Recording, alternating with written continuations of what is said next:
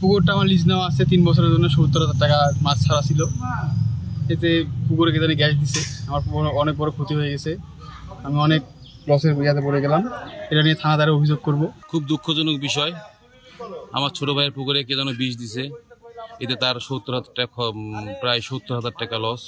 এসে দেখতেছি যে মাছ মরে আছে, সবাই করতেছে, অনেক কান্নাকাটি করতেছে। আমরা দেখতেছি এই বিষয়টা এত বড় যে ক্ষতি করেছে দৃষ্টিমূলকভাবে শাস্তি চাই। আর আমরা তদন্ত করতেছি, যেভাবে হোক ছেলেমেয়ে লাগিয়ে দিচ্ছি, কে বা কারা করছে এর আমরা খতিয়ে দেখবো।